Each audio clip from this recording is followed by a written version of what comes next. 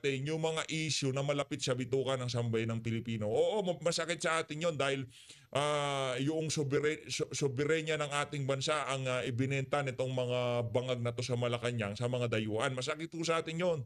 Pero base doon sa mensaheng ipinahatid dito sa dating Pangulong Rodrigo Duterte, dito kay Vice President Sara Duterte, ang dating ho sa atin noon, gusto ni Tatay Digong na yung mga naiwan niyang laban sa Pilipinas, kailangan maipagpatuloy. Kumbaga, huwag nating kalimutan, kumbaga tayong mga naiwang taga-suporta nitong si dating Pangulong Rodrigo Duterte, kalampagin natin ang pamahalaan kaugnay doon sa kulang-kulang na BICAM, yung kinuhang pondo sa PhilHealth, yung kaliwakan ng korupsyon na nangyayari sa ating bansa. Huwag ho natin tigilan yung pagsuporta kay Tatay Digong. Huwag ho natin tigilan yung pangangalampag dyan sa ginawang pagdukot kay Tatay Digong at dinala dyan sa Netherlands. Huwag ho natin tigilan yun. Pero huwag din ho natin kalimutan yung mga issue na kung saan bago kunin si Tatay Digong dito, talagang tinatayuan niya.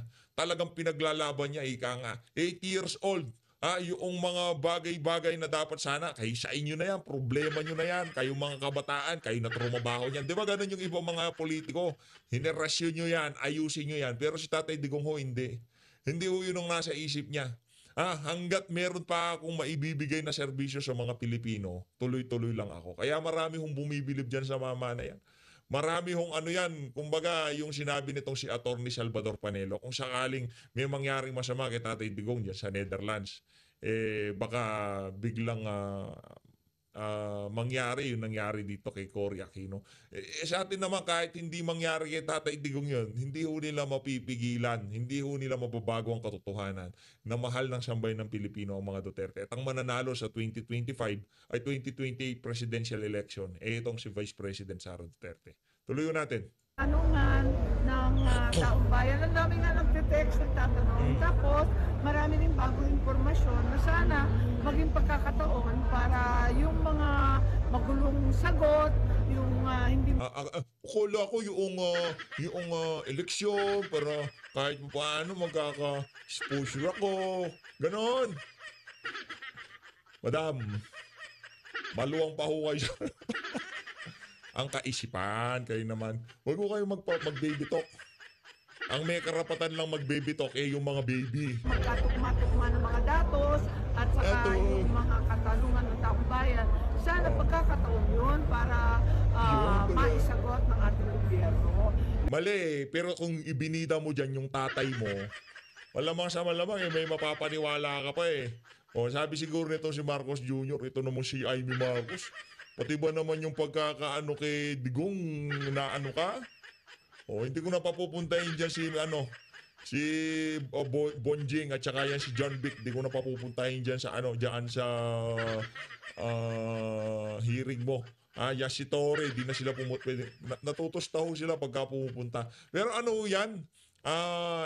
Sa mga susunod na panahon, kailangan ho pa rin mapag-usapan yan pagka hindi na administrasyon. Yung mga trumabaho dyan, kahit wala na sila sa pwesto, kailangan pa rin silang ipatawag dyan in aid of legislation. Kasi yung kababuyan ginawa ho nila sa Pilipinas. Ngayon, meron kayong 3 taon para taguan, ilagan yung mga tanong o yung mga pagpapatawag na yan. Pero pagkatapos ng 3 taon, sa gusto nyo, maghaharap ulit tayo. Yun nga ang inaantay ko. Sabi naman ng Presidente na hindi daw hihintuin. Pero liwa-liwanag ng sulat. Ayun na nga, yan na. Bangag yung kapatid mo. Anak ng toko kahit ano pa sulat. Madam, tanggapin nyo na ho katotohanan na yung kapatid nyo bangag. Ngayon para sabihin nyo sa amin hindi. Para sa mga naghihintay na banatan ko si Bongets, hindi mangyayari yun. Ginagago na ng kapatid mo ang buong Pilipinas, ganun pa sasabihin mo? Hindi parang pusang di mapatay. Nakanato ka. Huwag ka mag-baby talk, madam. Di ka naman baby. Eto. Okay lang sana kung medyo nasa nasa 22 anyos, yung mga 25. Yan yung mga magbe-baby talk yan, okay lang yung tipong yung kay Ibana, yung mga ganyan, yan yung mga nagbe-baby talk. Pero kung kayo kumbaga pagod na kayo, Baka sabihin nito si Amy, ba't di ba naman pagsasalita ako, PH, pinakikialaman mo? Lahat ho dapat sa pamilya nyo pakialaman.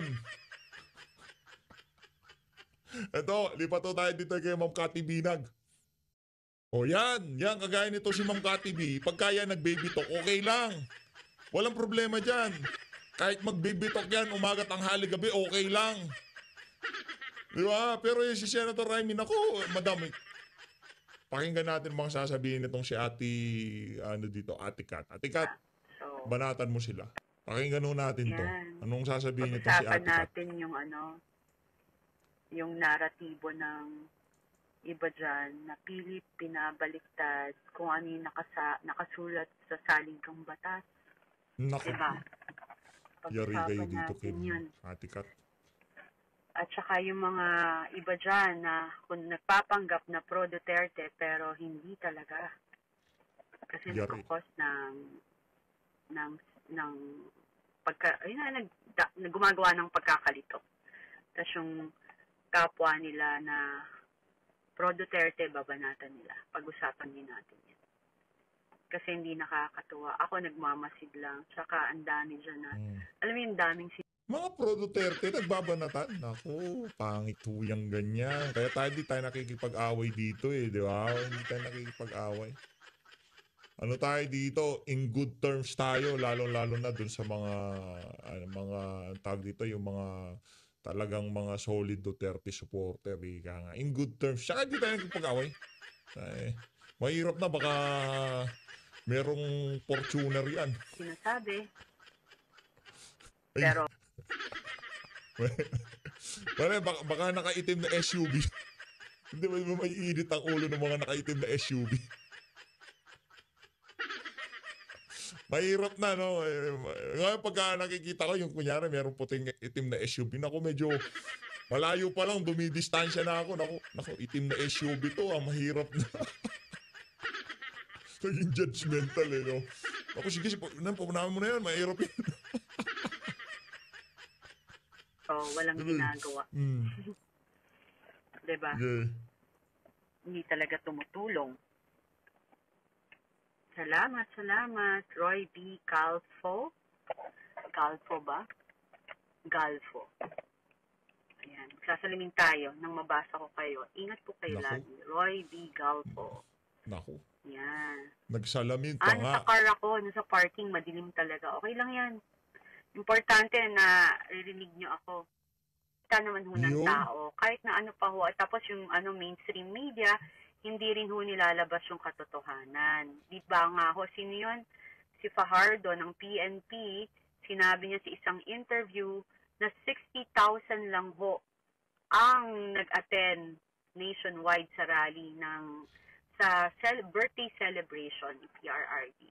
That itself, yung proof na talaga sila, yung parang hindi nila talaga sinasabi yung katotohanan. So sana, ako naman, marami akong nakasama at nakilala din dyan sa PNP, sa Armed Forces of the Philippines, lalo ng pandemic, nagtutulungan ho kami para tumulong sa kapwa. Yung lang tayo, wag nating sirain ayan sila Fajardo, sila Torre, wag niyong sirain yung integridad ng PNP. Sana ho, doon ho tayo sa tama. Wag yung wag niyo mali-maliin yung mga totoong pangyayari sa paligid natin. Yo. And dun sa Yun ang iba importante dyan, dun lalo sa iba nating politician, election is coming, 45 days to go, is magsalita na ho kayo. Yung sa totoo lang. Kung gusto nyo i-redeem yung sarili nyo, this is your chance to say something. Kung ano yung Pero tayo naman dito sa PH Update, itong mga trapo na to, mas maigi na para masala na natin itong mga walang yan na to. Ngayon, kung meron talaga kayong tunay na pagmamahal sa bayan, magsalita kayo. Pero yung mga panggap lang ang gagawin, pagpapanggap lang, manahimik na lang kayo para talagang makita na namin kung sino yung mga totoo at kung sino yung mga peking mga nagmamahal dito sa bansa na to. No? Kasi pagka kayo nanahimik, alam na namin ibig sabihin nun. Pagka kinwestiyon nyo yung mga nangyayaring kababalaghan ngayon dito sa ating bansa at talagang nagsusumigaw ng mga ebidensya, makakaasa kayo. Nakita nyo ho ang pagsuporta ng sambayan ng Pilipino dito kay dating Pangulong Rodrigo Duterte. Hindi ho kayo bibitawan ng sambayanan. Katotohanan. Kasi ang Diyos ho gumagalaw na, nakikita nyo naman yung mga pangyayari.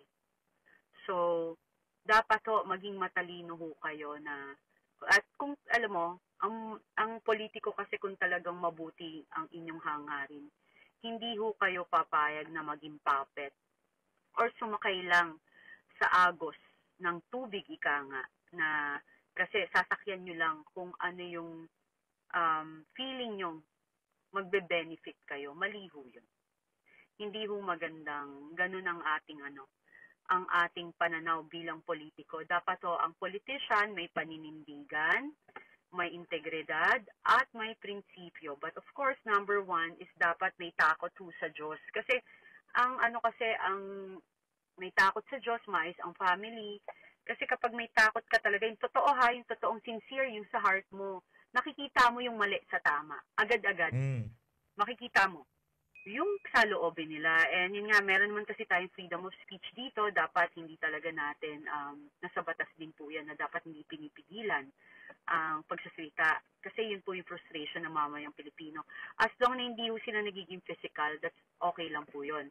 Yung another thing also is, doon sa mga nagpapanggap na nagsusuporta kay PRRD pero binabanatan ng kapwa niya, na kapwa supporters ni PRRD. 'Di ba? Pangit 'yun eh. Ang dami niyo sinasabi, wala naman kayo dun sa battlefield, wala naman kayo dun sa kung saan nangyayari mga lugar, nandiyan lang kayo sa inyong mga computer, tapos ang dami yung ang dami yung sinasabi, 'di ba? So, yun, no?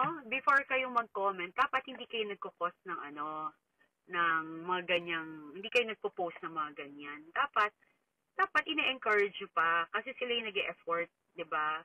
Ako hindi ko na sinabi yung mga pasalamatan ha. Especially yung mga mga talagang nakikita ho nating lumalabas sa karsada, talagang todo effort, no? Lahat ho ginagawa nila para makapag-ambag, hindi yung makapamuna lang.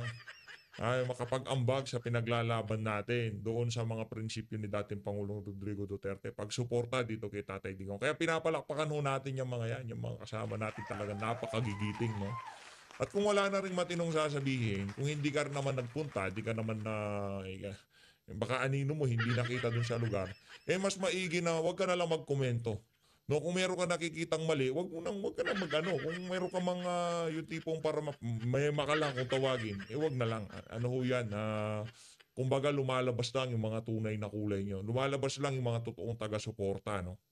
Keyboard warriors yung sa online lang, wala kayong pakinabang. Pero wag nyo lang bibirahin yung kapwa supporters ni PRRD na talaga namang nag-e-effort. Diba? Correct. So, stop the hate. Diba? Parang anong purpose mo? Ba't mo ginagawa yun? Yun yung akin. Bakit? Ano ba talaga? San ka ba talaga? Bakit ka nang iinsulto ng kapwa mo? Kung talagang supporter ka ni PRRD, ba't ka nang iinsulto ng kapwa supporter? Hindi mo kailangan gawin yun. Diba? Kasi pag ganyan yung mga hirit nyo, hindi ho talaga kayo okay. Hindi ho kayo supporter talaga ni PRRD. Rather, kayo talaga mga fake supporters or fake bayaran. Supporter. Yun correct. yung akin. So, pangit ho. Dapat hindi kayo ganon.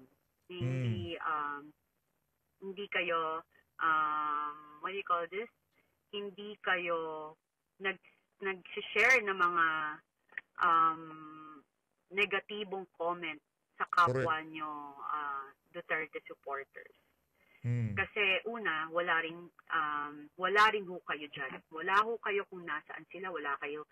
It's either wala kayo sa Pilipinas or wala kayo dun sa lugar. Kung nandun kayo sa lugar, sige, kumuda kayo. Pero kung wala naman, manahimik na lang kayo. Rather, pasalamatan. Palakpakan ho natin itong si Ma'am Cathy Binag. Napakaganda ng punto de vista niya. Di ba? Ito, nakita naman ng mga kasama natin dito yan.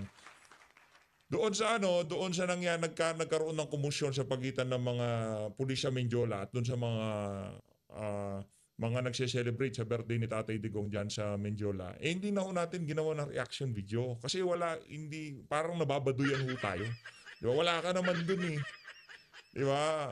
Pwede, kung nandun ka, magsalita ka. Yung mga napuntahan nating rally, kagaya nung sa Villamor, yun, yung sa, noong, ang tawag dito, yung sa Liwasang Bonifacio, yun. Pwede po tayo magsalita pagka nagpunta po tayo, pwede tayo magkomento sa mga ganap dun sa lugar na yon. Pwede po natin gawa ng reaction video. Pero kung wala ho tayo sa lugar, nang baduy naman nun. Sasabihin mo, yun na, nagkakainitan na. Sugod, laban. Wag ganun. Na sila yung nag-participate in ang tawag dito, nag-participate sila doon, nandun sila, at saka yung buhay nila, dugot pawi, sarili nilang pera, pumupunta sila doon, hindi sila bayaran. So, ako ang sasabihin ko lang doon sa mga shout out. Shout out saludo. Wala kayo doon. Diba? Wala kayo doon. Hindi kayo. Actually, dapat nandun tayo. Kachato natin si Ate Kat noong mga panahon na yun. No? Kaso, alam niya naman dahilan kung bakit di tayo nakapunta. Pero dapat talaga nakaplano tayong pumunta doon eh. No? Dapat talaga pupunta tayo. Kaso, ayun na nga. No, hindi ko tayo nakapunta. Wala kayo doon sa field. Wala kayo doon sa public na nakasalamuhan nila yung mga tao. Tumahimik kayo. Wala kayong right. Kasi kung talagang supporter kayo, again, hindi kayo dapat maninira ng kapwa nyo kasamahan na dumidepensa sa Duterte. But rather, you lift each other up. Diba? Correct. Hindi yung pagdududahan nyo. Meron dyan, marami talaga dyan na patapon na patapon. Para lang malaman yung mga plano. Ako, marami akong ganon na napapansin ko. So, iwas na lang. Kasi it's better to be alone, nobody can hurt you. Diba?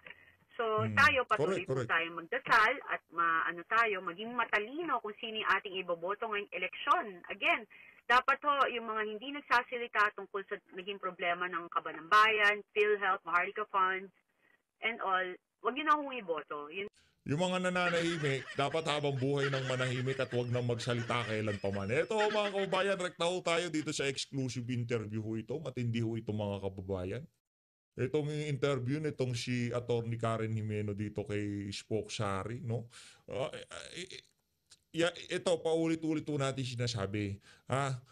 Yang si Marie, siyang ibang mga reporter dyan, araw-araw nila nakakasalamuya yang si Spokes, pero hindi ho nila nakuha yung panig niya. Abogado nasa kampo ni Tatay Digong. Sino pa bang mas may nakakaalam kung ano mga nangyayari sa kampo ni PRRD? Kaso importante nga doon sa mga mainstream media na yon, kung ano yung naratibo yon.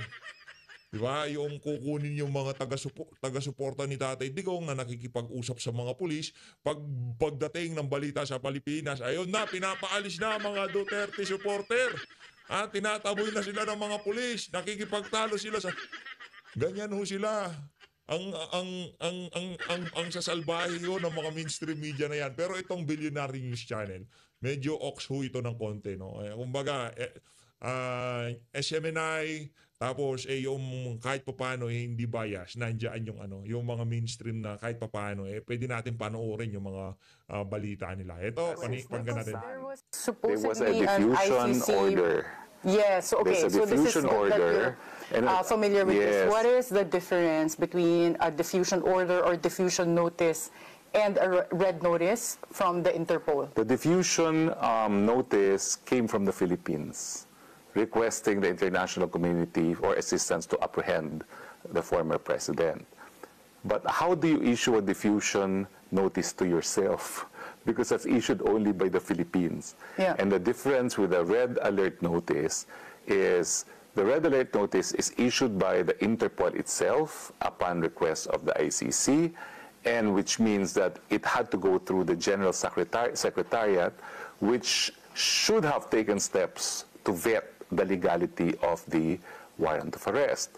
And of course, it's important to vet the legality of the warrant of arrest because the service of the warrant is dictated by local law, not by international law. So under the Rome Statute, if the ICC warrant of arrest was being served, the requirement would have been to send someone to a competent judicial authority? Well, in fact, that's a separate provision of the Rome Statute.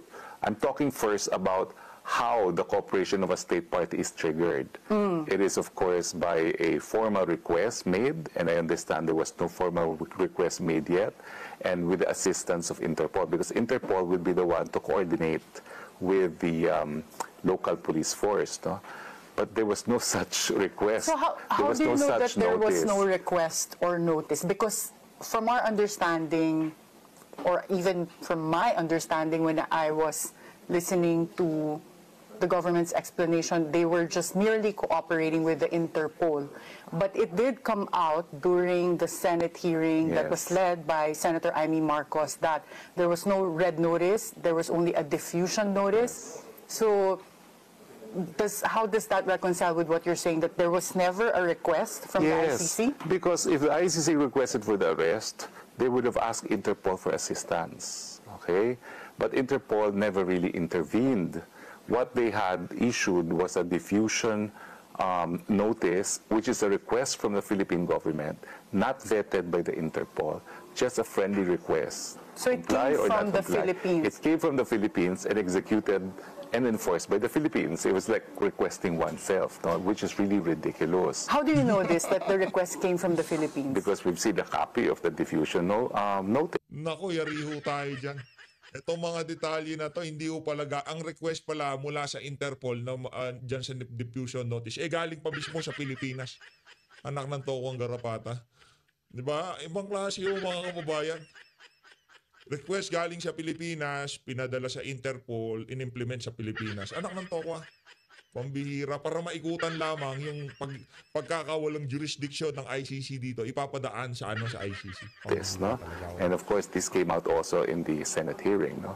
So in a sense, the Senate hearing is very crucial to prove facts which I knew even before the hearing was conducted, because someone who was from within the Philippine office charged with cooperating with Interpol had already sent me a copy of the diffusion notice. So you had a copy? I had a copy, but unfortunately I did not have to explain where it came from because it came out already in the Senate.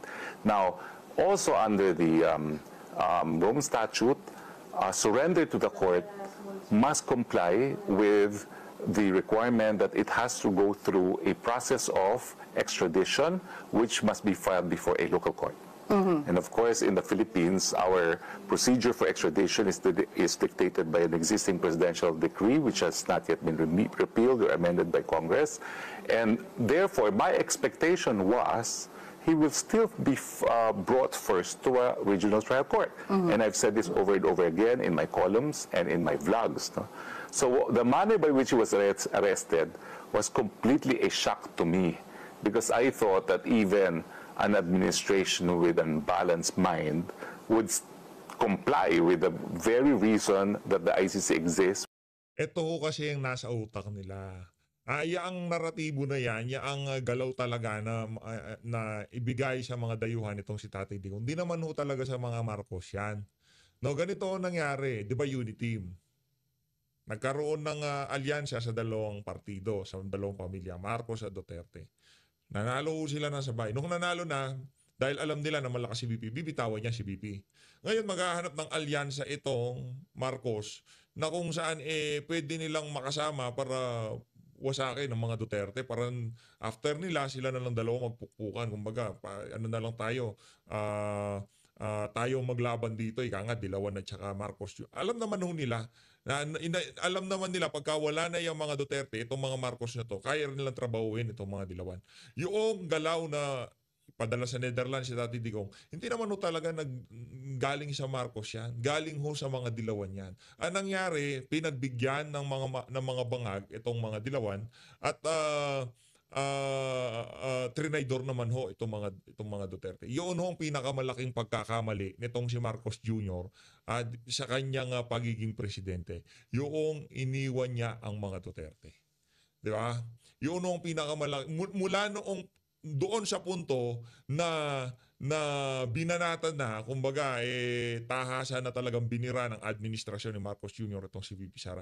Yun na ho, doon na nag-umpisa ang pagbagsak ng kanyang administration. Mantakin mo, ang nagpanalo sa'yo, ang tumulong sa'yo, ang nagtiwala sa'yo, iniwan mo, doon sa mga kalaban ng nakarang administrasyon na kung saan isinuka talaga ng sambayan ng Pilipino. Doon ka pa talaga nakipag-alyansa sa mga dilawan. Isipin nyo na lang ho mga kababayan kung paano mag-isip, kung anong klaseng diskarte sa politika ang ginagawa ng kampo nitong si Marcos Jr. Hanap ka na lang ng kapalit ng mga Duterte, pinili mo pa talaga yung mga dinurog ni Tatay Digong, yung pinakita ni Tatay Digong kung ano yung, kung bakit hindi na dapat maibalik itong mga dilawan na to. Diba? Yang sila Leni Robredo, yang sila Bam Aquino, yang sila Kiko Pangilinan. Ngayon medyo nakakagin na naman ho sila ng momentum sa politika. Kasi nga ho, hindi na ho na-emphasize yung mga pagiging incompetent nila sa kanilang pagiging public servant. Napag-uusapan yung kay Tatay Digong, kay VP Sara, pero dadating ang oras na lahat ng yan ilalatag ulit natin sa sambayan ng Pilipino. Kung hindi pa ho ngayon ang panahon, maghintay lang ho tayo. Ika nga there will be a day for reckoning, ika nga nitong si dating Pangulong Rodrigo Duterte. Ang pinakamalaking pagkakamali ng administrasyon na to, noong nag-umpisa silang pinulitika nila itong si VP Sara. Pagkatapos noon, wala na. Tapos na ho, ika nga. Tapos na political career nila the moment na binanatan nila itong mga Duterte na to. Sila nagpanalo sa inyo. Sila ang nagpalibing sa tatay nyo dyan sa libingan ng mga bayani. Tapos sila pababanatan nyo. Yung mga bangag nga ho talaga. Which is the Rome Statute, no? And that's why, as I said, we were already ready with a petition a year before it actually happened to restrain cooperation, no? Because we thought we would have the time to question it, since they would still have to bring it to the local court. And in fact, under existing rules, as you know, in the rules of court, the issue of jurisdiction should be brought out in the extradition court itself, no? And then later on to the Supreme Court in case you do not agree with the judgment of the extradition court. But of course, the very process contained in the Rome Statute was not followed. And of course, it's a big lie that there's only a duty to cooperate with Interpol, because there's none. Even if there was a red notice alert, it's not an international warrant of arrest. And of course, compliance with it would still depend with the local laws. And the local law says we cannot send him to the requesting court unless and until he faces an extradition court. Okay. I seem to remember that I think it was the Secretary of Justice which said that there Correct. are two options, extradition or voluntary cooperation. He seems to be making a distinction there. But No. legally, the only option is extradition. Yes, because what he meant by voluntary cooperation is voluntary surrender of the accused. Yes. But why is there a provision in the Rome Statute which requires an extradition process? It is to obviate the criticism arising from the decision of the Israeli Supreme Court on Eichmann. Eichmann, of course, 25 years after Second World War, was a high-ranking official of the Nazi government. He was found living under an assumed identity in Argentina, and the Mossad simply sent agents, drugged him, put him in a private plane, and brought him to Israel to stand trial. Drugged him? Oh my God. Okay?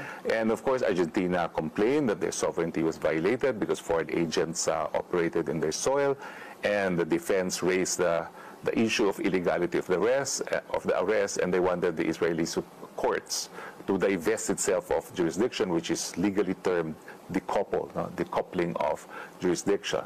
And Israeli Supreme Court said, I'm sorry, it's main pa. Malay namin, pakialam namin paano nakuha yan. What's important is it's given a fair and impartial trial. Now, to obviate the fact that obtaining the person of the accused through an illegal means is no longer sanctioned under modern human rights standards, that's the reason why they want and require all states cooperating with the court to first bring the accused before a local court to make sure that his rights are protected. And of course, one of the rights that he has is to question the jurisdiction of the court requesting his extradition. In the same way that you could oppose a request for extradition if you're going to be subjected to the death penalty or to torture, because there's also prohibition against extradition to places, particularly where you are liable for torture. But the president was deprived of such right. So, given that there were, as you said, deprivation of some rights, including rights that were supposed to be granted under the Rome Statute do you think there's strength to the case of former President Duterte in terms of questioning all of this, even at the confirmation hearing? Well, if I had my way, I would even wait for confirmation of hearing. There's a way Because, to question this yes, before, because before September? Jurisdiction can be raised at any time. If there's a way, and if I were already part of the legal team, I would have done it differently, no? But, let Kaufman deal with that, no? But I wouldn't have followed this route, no? And what's important to reiterate now is that a confirmation hearing primarily is for the court to be satisfied that there's not just reasonable evidence required for the issuance of the warrant of arrest, but that there's now probable cause, no, to continue to trial. So you could raise jurisdiction there, but there's no prohibition in raising the issue of jurisdiction even before confirmation, because obviously it's 6 months from now. No? So I think while the odds are stacked against the president, because there are 3 precedents in the ICC where the court said the manner by which jurisdiction was acquired over the person of the accused does not matter, and this is also the view of the lone Filipino judge who served at the ICC. Yes, I interviewed Judge Raul Pangalangan. I saw that interview. Yes. He says the manner by which jurisdiction over the person will not really matter. No, I don't agree with that, because just because it has been the practice not to scrutinize the legality of the manner by which acquisition over the person of the accused was acquired does not make it right. You are a court that is promoting international justice. And how do you promote international justice when you do not resort to lawful means in acquiring jurisdiction in the first place over the person of the accused? To me, it's a contradiction in terms. Okay, so there might still be some remedy in the ICC. Well, I would hope so, but if we go by the decisions of the ICC right now, 3 times in at least 3 cases, Bamba and 2 other cases, they made an issue over the fact that there was no compliance with resort to the local courts first, and the court just went ahead and tried the case on the merit. Okay. What about resorting to Philippine courts? Is there any hope there? Well, the petition for certiorari, prohibition, it's now pending in the Supreme Court. Well, I'm a bit hesitant to answer because I'm counsel for Pulong. And I filed a petition for habeas corpus coupled with certiorari. So you're the counsel for Pulong, Congressman Pulong for in the Congressman Supreme Paulo Court. Duterte in Yes. the Supreme Court. So among those The petitions 3. that are filed, you're one of the counsels. In fact, we're the only ones that filed habeas corpus and certiorari. Why? Well, we had the certiorari prepared as of December of 2023. But of course, there were blanks because we did not know when the warrant of arrest could be issued. So you were that prepared. We were that ahead. prepared, okay? But you didn't have time to file this because former President Duterte was held in the in the Villamor Air Base for a couple of hours before he was we didn't taken to have the plane. enough to rewrite the petition portions. to include habeas corpus. I've always maintained that we cannot just file a habeas corpus petition because the only issue is legality of the arrest, and all they're going to say is that here is an ICC arrest warrant, even if we're saying because we're no longer a member of the court, that arrest warrant that does not matter anymore, no? And what will prevail will be the 1987 Constitution. No? But the issue of cooperation needed to be questioned through certiorari, because it's grave abuse of discretion in the first place to cooperate where there is no more duty to cooperate. So the pending petitions were the only ones that combined habeas corpus with certiorari. And we were delayed because we did not expect that he would be apprehended and immediately brought to Villamor. And In that there fact, was a private plane waiting. we were already ready by the time he was put on the private plane, except that the Supreme Court was already closed because the filing of the Supreme Court was at 4:30. Remember, he arrived roughly around 11. Yes. And then they flew him out, I think, early evening. And also we had a problem with where is he, so he could sign his verification and affidavit of non-forum that was shopping. another No, challenge. that was another challenge. No, our messenger could not even enter Villamor because Vice President Sara Duterte could not also enter the premises. No, and so the rest is history. Do you think that this was also anticipated by the government, that you already had a prepared petition and that you Yes. guys were ready to I'm sure question of it in court? That's why they did not waste time in putting him on a private jet and bringing him as soon as possible to The Hague, because they wanted to avoid judicial review. Now, fortunately, because ours is coupled with certiorari, it does not mean that just because the person on whose behalf the petition is filed is beyond Philippine jurisdiction, that the court cannot rule on the legality of what happened. That's really the office of a certiorari. No? So you believe, as a lawyer, that there's still some remedy left in the Supreme Court of the Philippines? Well, they haven't dismissed my certiorari when they could easily dismiss all the habeas corpus. And the reason why the habeas corpus petitions have not been dismissed is they were consolidated in one case.